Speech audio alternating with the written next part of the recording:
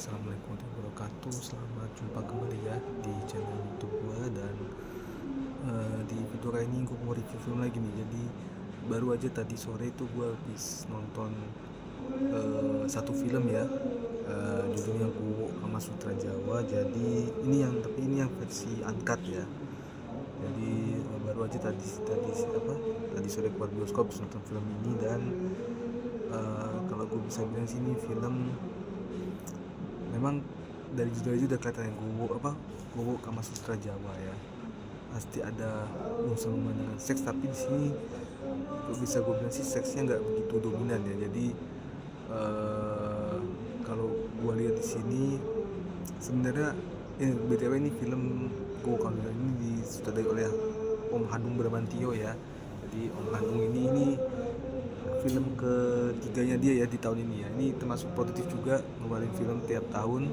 Tahun ini aja udah ada 2 film yang keluar ya. Yang pertama itu Cinta Tak Berhenti Waktu, yang kedua Rahasia Rasa. Dan nanti bulan Agustus tuh akan ada film lagi yang disutradarai itu Lahtazan ya, yang main Deva Mahendra itu sama Ariel Tatum. Tapi untuk saat ini yang dikeluarin dan dirilis adalah Gowo Kamasutra Jawa. Nah, film Gowo ini sendiri bercerita tentang tradisi Gowo ya di Jawa, di daerah Jawa, mungkin sekitar tahun dekade 30-an sampai 60-an ya. Itu Gowo itu masih ada tradisi ya di di daerah Jawa. Nah, ini settingannya mengambil di Bumi Rejo di Jawa Tengah, ini dekat-dekat Kebumen kayak kalau tadi gue tonton tuh, lihat kan di dekat-dekat Kebumen. Makanya di sini dialognya cukup kental juga, ngapaknya ya cukup kental juga, di kayak ada kui-kui gitu ya. Jadi gue suka sih sama dialognya ya. Kangen sih gue dengan dialog ngapak kayak begini ya. Jadi ingat zaman kuliah ya. Jadi ya pokoknya tentang tradisi Gowo. Nah, ini ada gue ikutan mendukan ngomong. Ya, jadi intinya ada satu Gowo lah, ada satu calon Gowo istilahnya, nama Ratri, yang diperankan ini. Ratri ini ada 2 versi ya. Yang pertama versi masih muda, yang kedua versi udah dewasa ya. Jadi Ratri ini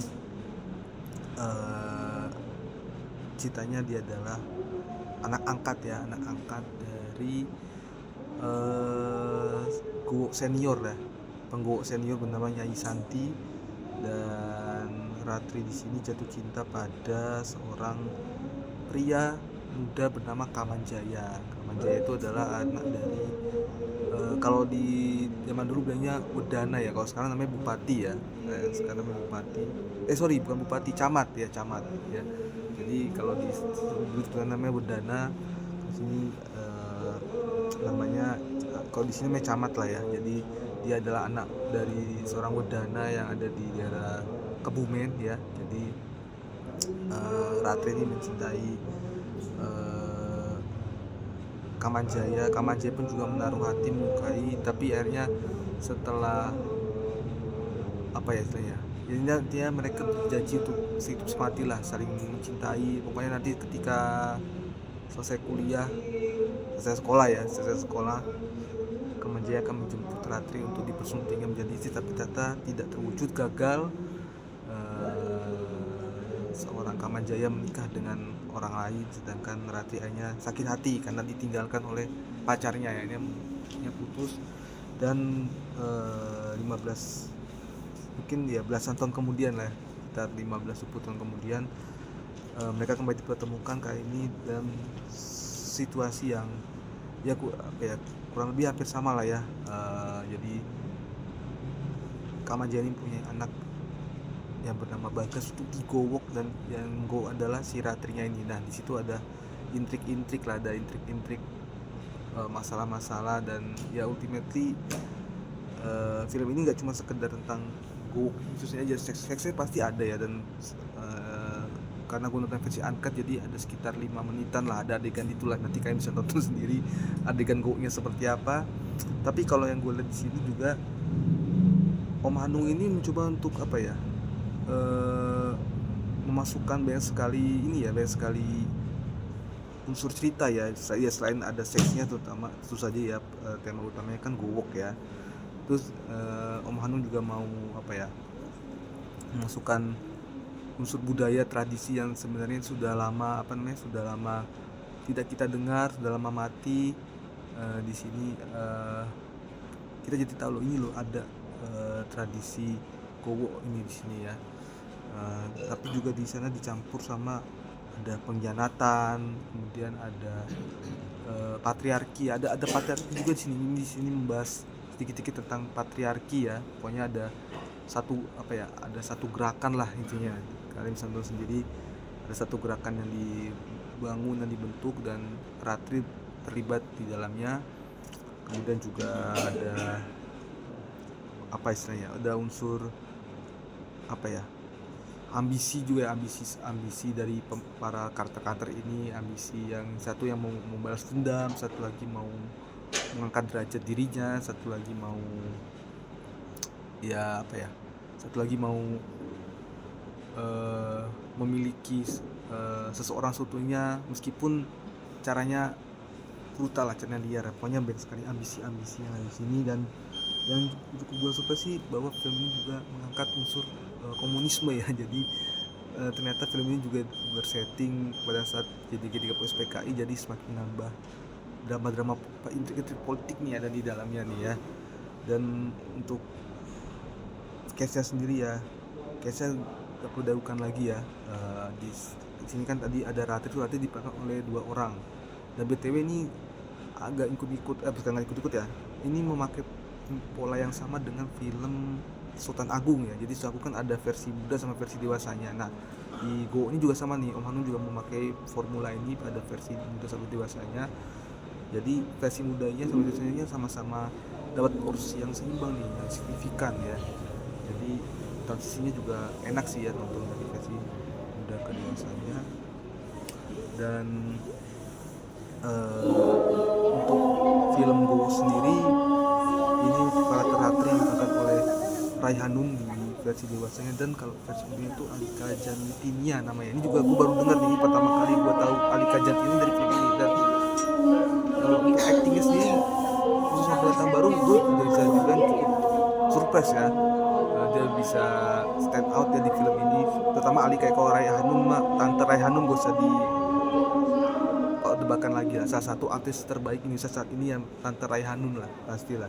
Tapi kalau untuk Alika Jantinia ini sudah sudah gak tau ya kalau ini film pertama dia atau proyekan tadi apa, tapi kalau yang dari gue tonton sih pertama, mungkin saja ini debutnya. Ini dia sudah kalau Winseng ini debutnya beneran, ini dia sudah memberikan penampilan luar biasa sih. Kalau Alika Jantinia ini bisa masuk ke kategori best actress kali ya kalau buat Piala Citra ya, meskipun mungkin porsinya nggak sebanyak mungkin artis film lain, tapi Alika ini udah bisa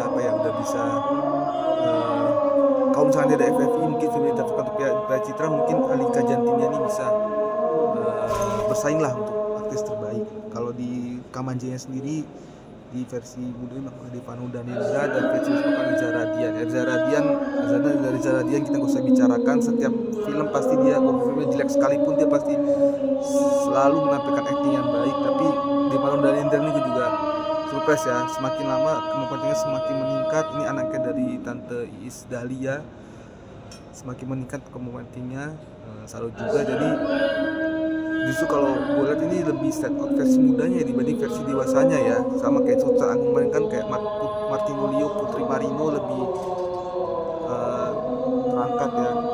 terangkat dibanding Aryo Bayu dan Adrian Mirasti. Kalau ini Devan dan Alika Jantinia menurut gue actingnya lebih bagus dibanding Raihanun dan Reza. Gue gak mengecilkan peran Raihanun dan Reza Radian ya, tapi Tante Raihanun dan Reza bagi gue udah another level. Jadi kalau mereka tampil di film ini dengan acting yang seperti itu mungkin sudah biasa ya, meskipun keren juga ya, tapi udah biasa lah melihat penokohan mereka.